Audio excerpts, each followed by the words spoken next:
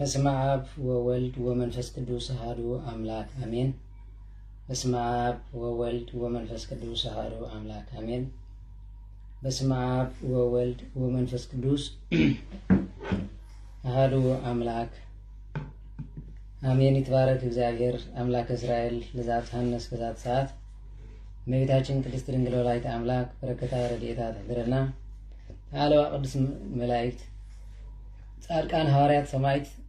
በረከትን ረድኤትን ያምና አረጋው ጻድቅን ገብረ ክርስቶስ መርዓውን ምስኩላትና ህዝበ ክርስቲያን ይሁን ናይ ክርስቶስ ቤተሰብ አፍቀርቲ ቅድስት ድንግል ማርያም አመሰረት ነቢያት ሐዋርያት ታነጽኩም ደቂ ዓዶም ንቅዱሳን ኩልኩም አሕዋት አቦታት ክርስቶስ ተንሥአ እሙታን በአብይ ኃይለ ወስልጣን አሰሮ ለሰይጣን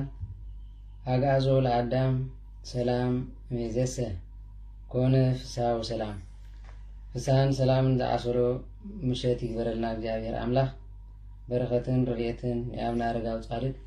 ናይ ገብረ ክርስቶስ መርዓውን ምስኩላትና ህዝበ ክርስቲያን ይሁን። ፍጹም ሰላም እግዚአብሔር ምስኩላትኩም ይሁን። ከመይ ውዒልኩም ከመይ አምሲኹም እግዚአብሔር ምሕረቱ ብዙሕ ይሁን። ሰዓት ዘቐመና ክብሩን ምስጋናን ንይኹን ነው። هراي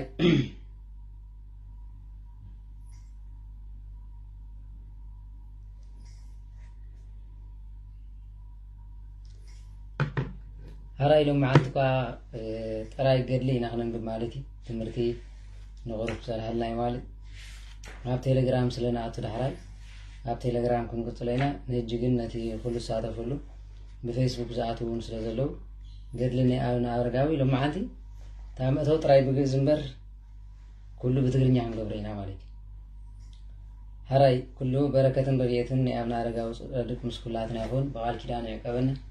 كاكل خفور ما يشورنا آمين. أبو نزل السماوات قدس مكاتن زعم مستقام ويكون فقارك وكما بالسماء كما هو من درس ساي نزبلتنا بني مهدق لنا أبسانو جاينا كمان نهدق لزعب بسلنا انتابع أنك زيوستو ملسوت الله أدنن وبالهن من كله كويس مزيئك يئيت منقست هايلو سوات العالم والعالم أمين. بسلام قدوس جبريل ملاك وبزئت يا مريم سلام لك رنجل ولناج ورنجل وسلاج مجزاوير صوت سلام لك بروك تانتي مانست وبروك فرق رسك تفسك ست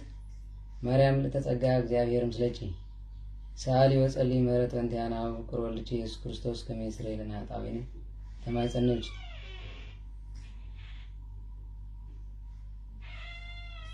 ماشي.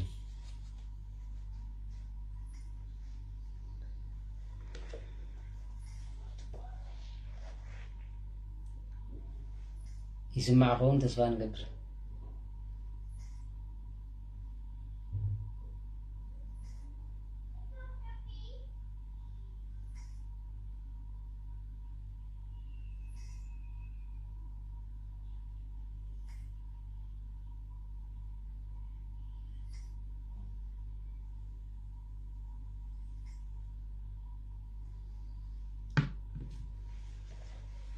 በስመ አብ ወወልድ ወመንፈስ ቅዱስ አሐዱ አምላክ ስሉስ ቅዱስ ሰለስቱ አካላት ወአሐዱ መለኮት አሐዱ መልክና ወአሐዱ ኃይል ወአሐዱ ስምረት ወአሐዱ ስልጣን ወዘይትነበብ ወይትፈለጥ አሐቱ ተስናኦ ወአሐዱ ህላዌ መለኮታዊ በስመ አብን ወልድን መንፈስ ቅዱስን ሓደ አምላክ ስሉስ ቅዱስ በአካላት ሰለስተ በመለኮት ሓደ በአገዛዛ ኃይል ስልጣን ሓደ ዝኾኑ ብዘይ ምፍልላይ ምብልላጽን በመለኮት ፍሉይነት ዘይብሎምን በዓል ሙሉእ ምሕረትን ርህራሄን ዝውከልዎ ሰናይ ዝገብር ንሰማያት ብጥበቡ ዝዘርግሐ ኣብ ላዕላይ ማይ ከዓ ንምድሪ ዘጽንዐ ዝነበረን ዘሎን ዝነብርን በመለኮቱ ሰለስትነቱን አሚንና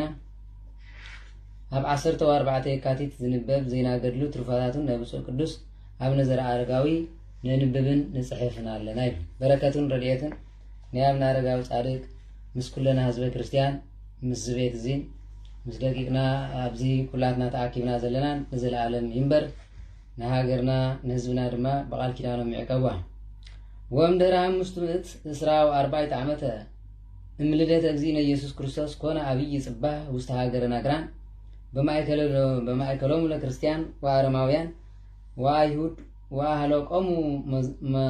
مازرق وفينهاس نجوس هاماريا علاوي لحزب كريستيان بمكر أرماويان وأيهود وأوياء أبيات كريستيانات قبلدت قويتانان يسوس كريستوس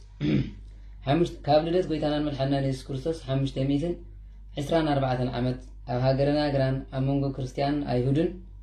أرماويان عبي بأسي تلا عليه هذا إذا تاريخ زيانو غرمان قدهم أيهودن انتهى قبري ما بعدنا بهاجرنا جران تبع يسوم زبل نتي منفساو مصنعات متان كطقمكم حزوم عليك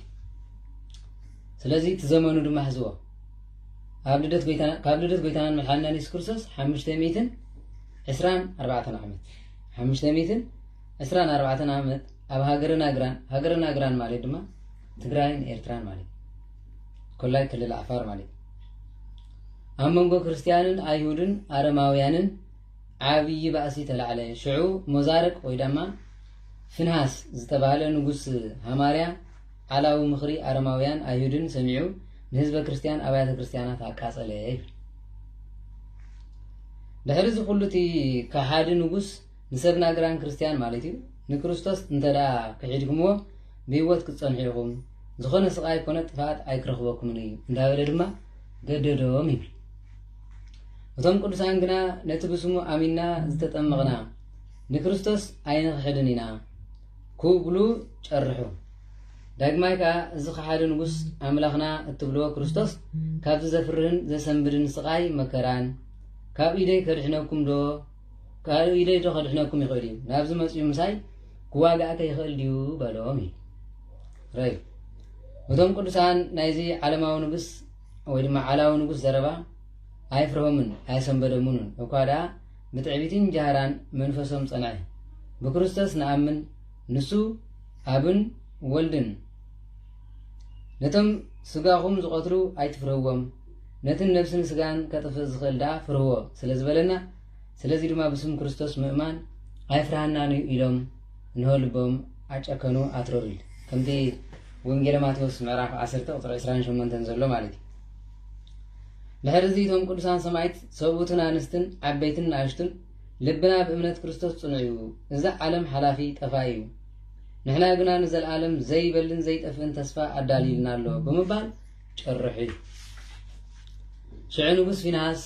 ገጹ ናብ መራሒ ክርስቲያን እምብዛ ክቡር ዝኾነ ወዲ 95 ዓመት ኣቦ ቅዱስ ሂሩት ናብ መላእ ቤተሰቡን መለሰ እዩ ኦ ሂሩት ስማዕ እዚ ኩሉ መከራ ዝመፀካ ዘሎ ብክርስቶስ ብምእማንካ እሞ ሕጂኻ ከሓድ በሎ ቅዱስ ሂሩት ናይ ክርስቲያን መራሒ ኣብ ሃገረና ግራን ካብ ዝነበሩ ዓበይቲ ሸማምንቲ ወዲ 95 ዓመት ንጉስ እቲ ውሩይ እግዚኣብሔር ሂሩት ግና ኣቐዲሞም ዝመሓልሉ ቃል ዘየኽብሩን ዘይዝክሩን ብኸማኻ ዝበሉ ከሓድቲ ንፈጣሪኦም ንፈጣሪ ኣይክሕድን ኢሉ መለሰሉ ኢሉ ሽዑ እቲ ከሓዲ ንጉስ ኣዝዩ ሓረቐ ንቅዱስ ሂሩት ናብቲ መቕተሊ ስፍራ ወሲዱ ድማ ክስይፎ ኣዘዘ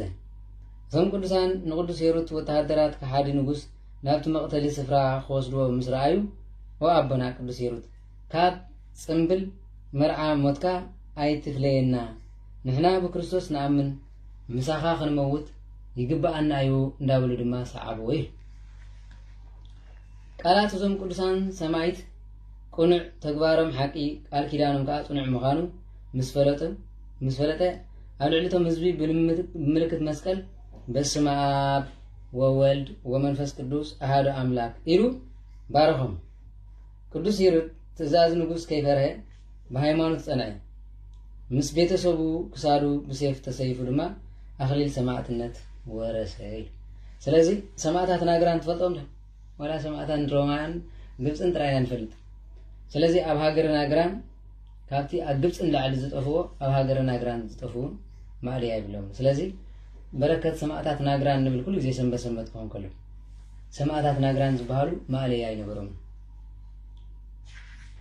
በታ ሰዓት እቲኣውን ደማህ ካብ ትበሃል ሰበይቲ ብወተሃደራት እቲ ሓደ ንጉስ ተቐትለት ምስኡ ከዓ ሰማዕቲ ኮነት ናይቲ ንጉስ ዝነበረ ማለት እዩ እዞም ቅዱሳን ሰማዕታት أعداهم ندحريت تأثير خلو باراسهم ملكة مسقال جبروي تملكتنا يا كريستيان قدس جورجس إيدن أقرن سأسرو بأفو غير خمزي باريخ حقيقة نسم دما بروسهم غيرهم يبارخ نير خمزي لهم سلسة تمرت مسقال مع أرغندي حايلن رضيتن بركاتن كم زلو أبز تملكتهم شعي أتا أرماو نقص بزي فري مسو مزرابن صنعات هايمانة ري بلبو بغني كم حاونا لدي بغني كم حاونا لدي كاب حرقانو ستل عليه قفعين عميقو نقودا بود خليتخا حاو خنددلو أزازه نتوم حزب كريستيان كا نافت حاوي وديوه نتوم نكريستوس أملاخنا أين خحدن زوالو دما أكاسلوه ميل زابير أملاخ بركتهم يحضرنا زوم سمعتات ناقران بزحات نفساتن بزحات نفسهم نموت هابو نتوم كل جزية زرد أوام زنورو نغستات إثيوبيا قسطنطنيان أسماتهم بصولت تذكروا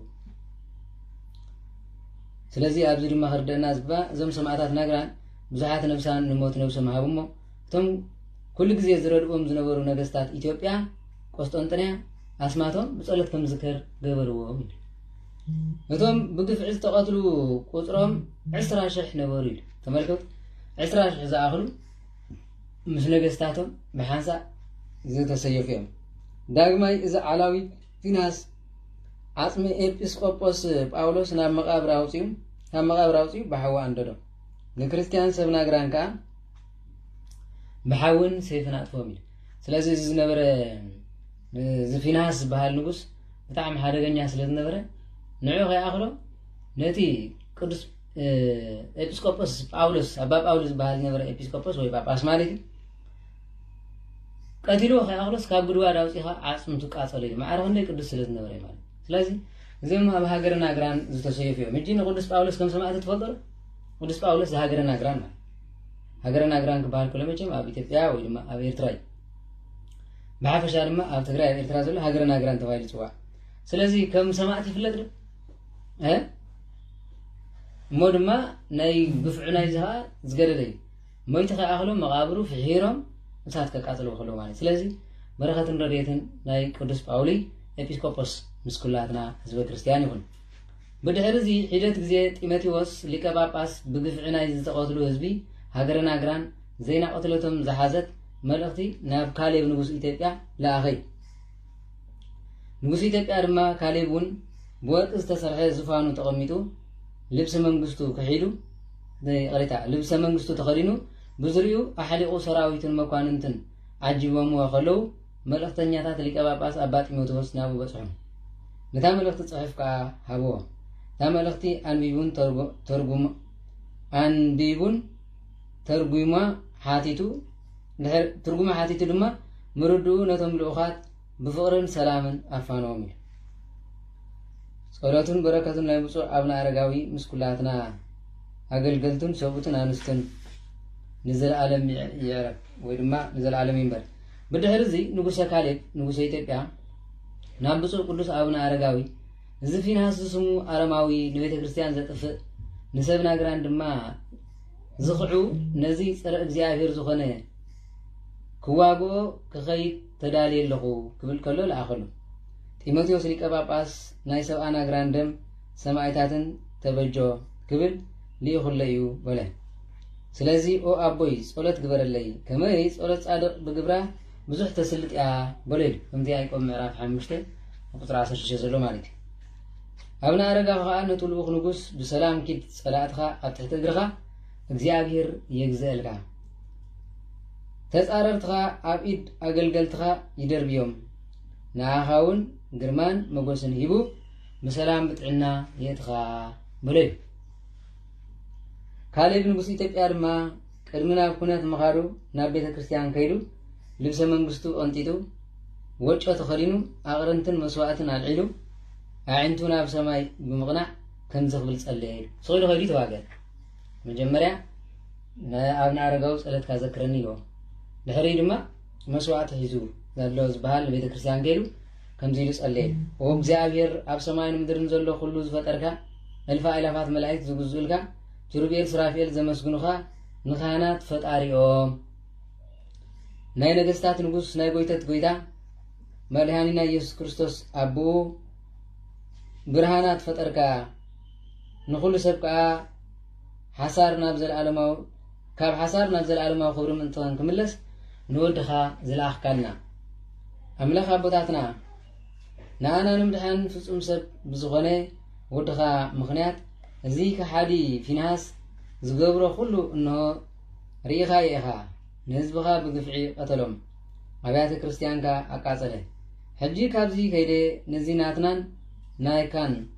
ጸላእ ዝኾነ ከሓዲ ብሓደ ወድኻ ብሓይሊ ኢየሱስ ክርስቶስ ከጥፎ ጎይታየ ኣይትሕፍረኒ በኣኻ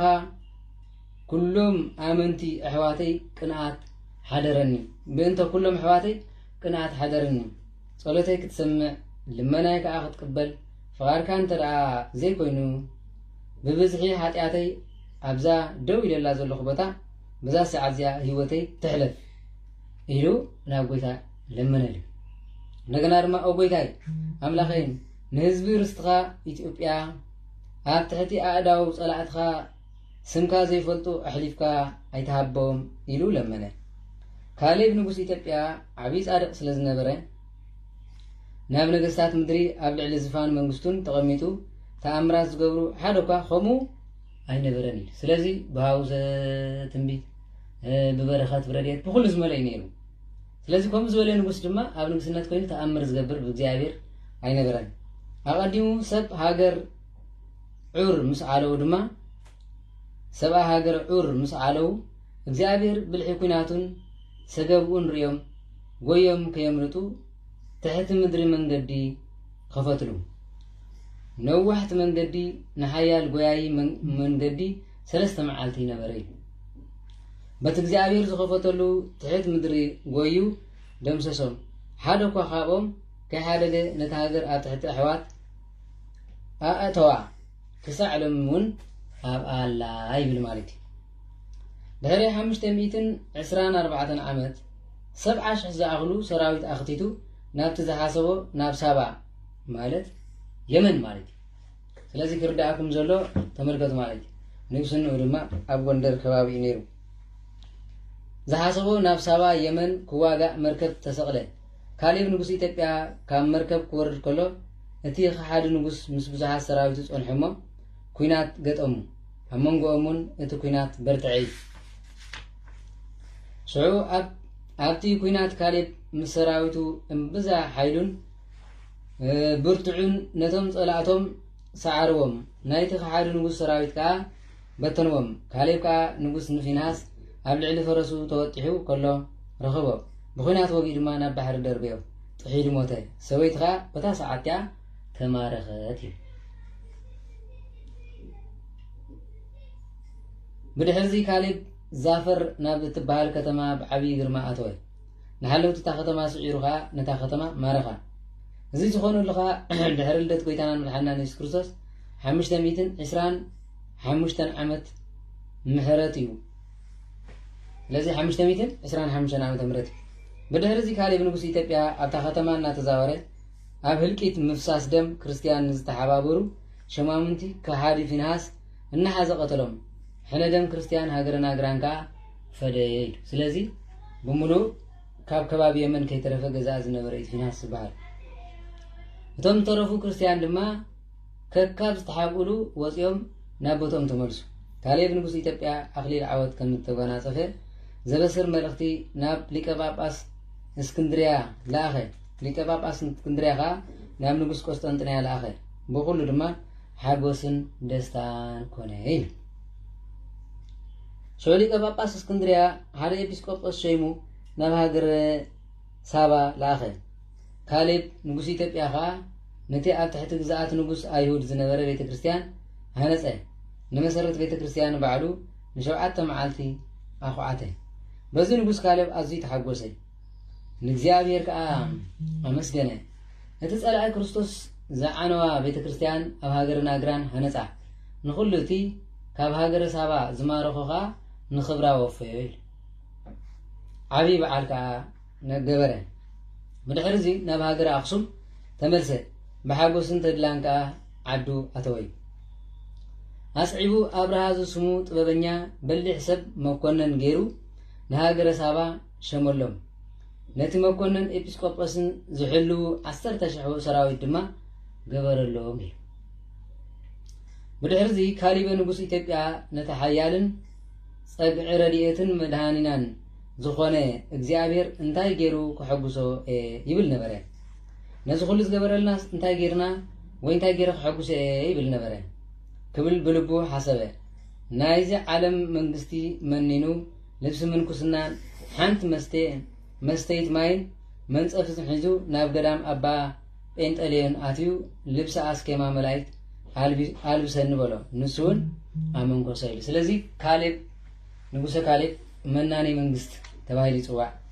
ንሆን ጸላት ምሳዓረ ቦጌሩ መንኩሲ ከምኡን ካብ ገዳም ወፂኡ ንዓለም በይኑ ክሪያ መሓለ بعينو كيريا محله بيت منغست مس حدغ ازيو كبر زوغو كبر زوابو اقوان نغستن نغسنتو زدف ازودي اخليل ورقي اب دغ مقابر بيتانا يسوع كريستوس كسقلو مس دبدابه غيرو نابا يوحنس ليقا ጳጳስ ኢየሩሳሌም ለአኸይ ዳግማይ ካሌብ ንጉስ ናብ አብና አረጋዊ ብጸሎትካ እግዚአብሔር በሰላም መሪሱን ይሞ ሕጁን መስቀለ ሞት ክርስቶስ ተሰኪመ እሞ ወአባ እግዚአብሔር ንፍጻመ ከብቃኒ ምንታይ ጸሊ ኢሉ ድማ ላኸሉ በዚ ነገር እዚ ድማ አቡነ አረጋዊ እምብዛት ሓጎሰ ነቲ መልእክተኛኻ ዝሓይሽ ጌርካ ያኸሞ እግዚአብሔር ዘለለኻዮ የፈጽምካ በሎ ኢሉ ድማ ላኸሉ ስለዚህ ነገስታትን መነኮሳትን ከመይ ከም ዝነበረ ርክቦም ተመልከት ማለት እቲ ክምረቕ እቲ ድማ نزغورو بصلت كذكرن نخبل تمرمت نتلوخ نزيم السمع كا ابنا ارغاو برخت تقبلو نابز مص تملسل كاليب نغسو ኢትዮጵያ نزا عالم منينو ابرخان بعتن 12 عمت ببزح صوم صلاتن سجدتن مسنبره بعسرا غنبت عرفه نافتا زي تحلف سماوي خبري نزر عالم ورسي وفتوات حواتي املاح كريستيان እግዚአብሔር بير حيالن ተቃላ ሳይን ዝኾነ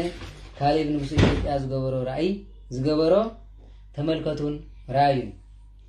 መንግስት አክሱም ግዛአቱን በዓወት ምስዓሩን በዓቢ ግርሙን ዝተፈልጠ ከምኡን በቅትለት ሰብ ሃገረ ናግራን ሕነደም በመምላሱ ኣብ እስክንድሪያ ቆስጠንጥንያ አንጾኪያ ሮሚያ ዘለው አመንቲ ሓዘኖም ናብ ሓጎስ ለወጠሎም ኢሉ ነቲ ፈጺሙ ኣብ ሃገር ዓረብ ክጠፍእ ዝተሓስበ ሃይማኖት ክርስትና ናጥን ተመሊሱ አቅልዑ ስለዚህ ኣብ ሃገር ዓረብ ከይተረፈ ንክርስትና መሊሱ ዝነበረ ነው ናይ ምድረ ጋዚት ወይ ድማ ናይ ምድረ ኢትዮጵያ ንጉስ ዝነበረ መን ማለት ካሌብ በቃል ኪዳን ሓቢሮም ዝነበሩ ኣብ ልዕሊ አይሁድን ፋርስን ሓደጋ አውሪዱ ኣብ ሃገር ዓረብ መግዛእቶም አወጊዱ ክብሮም አዋሪዱ ነሙን ሰጎጎ ነቲ ምሕደራ ሰሪዑ عبيتو أرأي جزءات إثيوبيا دما عدل إيه برفت احترنا سلزي كالب نقص إثيوبيا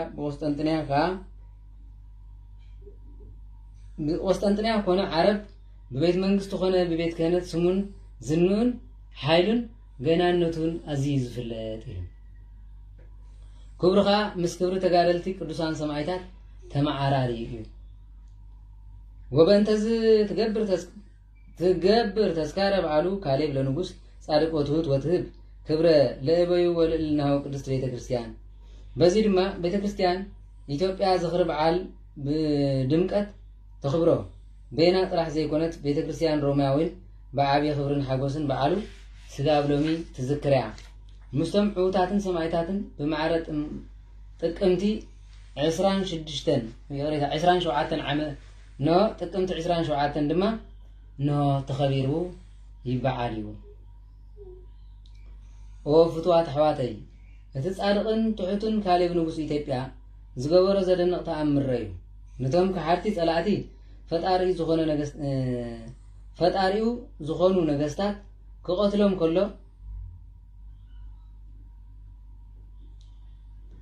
በኃይል አይተመከሐን ምሳጽዋርን ሰራዊቱን ድማ ደምሰሰሉ ካብ ዓውደ ኩናት ብዓወት ምስተመልሰ ከም ዳዊት ንጉስ ንጎልያድ ምስ ቀተለ ክድረፈሉን ከም ንጉስ ኖ ተባሂሉ ክፅዋዕ ግን ኣይፈቐደን ኣይደለየን እኳ ደኣ ናይዚ ዓለም መንግስቲ ንዒቑ ናብ ገዳም ኣትዩ ኣብ በዓቲ ደኣ ተቐመጠ ኢሉ ስለዚ ካብ ነገስታት ፍሉይ ዝገብሮ ንጉስ ካሌብ ጸላእቱ ምስ ሰዓረ ንኹሉ ስዒረ እሞ ኣብያተ ቤተ ክርስቲያን ህነፁ ኢሉ ሃኒፁ ንባዕሉ ንገዳም መኒኑ ኸደ እዩ ስለዚ ንሱ ነጊሱ ክበልዕ ኣብዚ ዓለም ተድላ ደስታ ዘይኮነ ንግስነቱ ኣምላኽ ንጉስ ምዃኑ ብኢዱ ሓይሊ ዝገብር ምዃኑ ኣርዩ ከደ እዩ ሎጥ ካብ ሶዶም ጎመራን ክመፅእ ከሎ ድማ ናብዘን ቦታ ሎጥ ካብ ሶዶምን ጎመራን ክወፅእ ከሎ ናብዚአን ናብትን ብምባል ክድንጊ የቕሬታ ከም ሎጥ ናብዚ ናብትን ክብል ክድንጊ ኣይደለየን ከምታ ዓንዲ ጨው ዝኾነት ሰበይቲ ሎጥ ክብሪ ዘኪሩ ገጹ ንድሕሪት ኣይመለሰን እንድርፎ ካሌብ ንጉስ ነገስቲ ዘኢትዮጵያ ብዘርአ ብዝርአ ክብሪ ዘይርአ ክብሪ ሓርዩ ብቆራጽነት ነዚ ዓለም ንዒቑ ዳግም ንኸይምለስ በረኻ ዝኣተወ መን ሪኢኹም መን ተሰሚዕኹም ትፈልጡ ይብል ንሕና እውን እግሪ ሕልናና ብቑኑዕ ጎደና ምንቲ ክመርሐና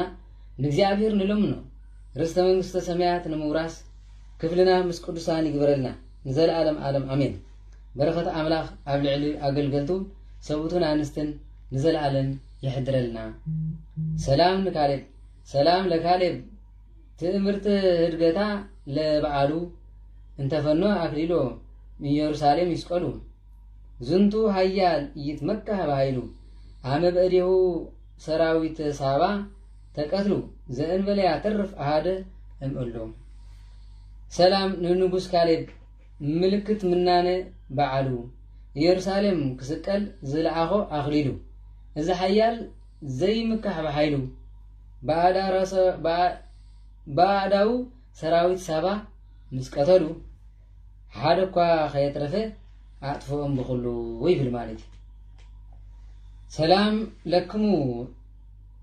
صنعكمو مقدمة مكببات ناقران أبيت كواكبت ناقران أبيت زابراهيكم علمه راك كونني ومست سالمة مقدم أملاك كناني أماتيات قومة بنت سمو زكاوكمو آرئي ودمه سلام نأخوم حبرتكم زقرم كواخبت ناقران زابرهكم عالم متعارق تخوننا بفقركم أبقدمو خناني أملاك بحاتيات مثل نقوم من تسمو زخعوا أريو زخعوكمو زفسسكم دمي بالمعنى سلازي نزل مسل نقص كالب كابتم أبنا رجاو رديوم نسألاتهم سعيرهم أب هاجر ناقران بعد أبي بركة تبايرهم زخريومه بركة رديتن نيابنا رجاو صادق مسكولاتنا حزب كريستيان يكون بقال كلامهم دماء قبلنا زيادة عملاك آمين زقول لازم نتابع عافية وقال ملاك يعرملنا هراي إن لو عندي أبنا رجاو سلزقنا قد لي كحالفنا إلامبر زانابرا زمن فساوند نفس بايت الجيش مسبونا يتسابقنا سلزي نلو عندي قد وصيل سلز الله بزاس جاب زملس كمسيني سلزي زي أخوينا خنبص حال نقولاتنا بركة عيلنا إلامبر صباح صبو جرنا تمرتن نجنا رمات قد لنكن كسرنا والدي نلو عندي قد أبزخ أخلنا بركة رضيتن يامنا رجاو صادق مسكولاتنا حزب كريستيان يكون نزبيت رما እግዚአብሔር አምላክ በመስቀሎም ገይሮ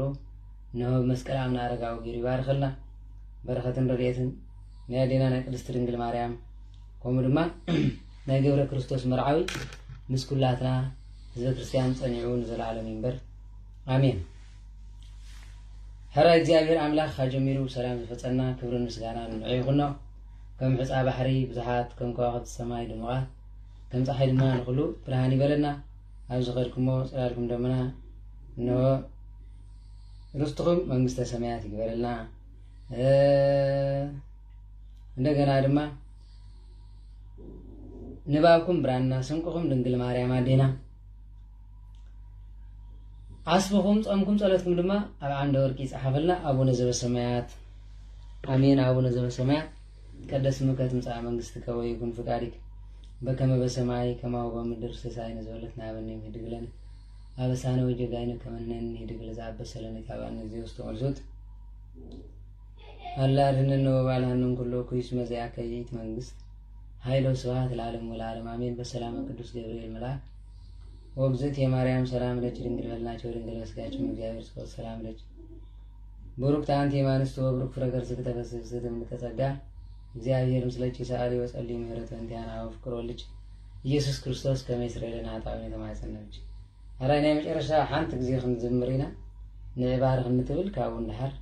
ንፋላለ ማለት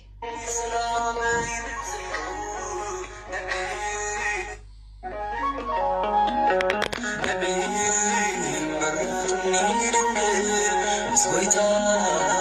عبد العمانويل زفني عمل بيبي تسقاك يدمر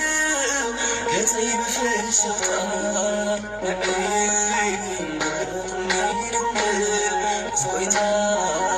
عبد العمانويل زفني عمل بيبي تسقاك يدمر كتيب في الشطار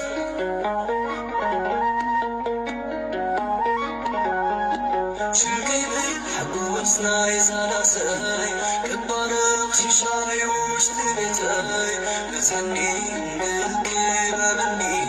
كتعمنا هيوتي ويني كتعمنا هيوتي ويني نعيم مرتني سويتا عبد العمانويل زفني عبد البيبي تسقاك يدمر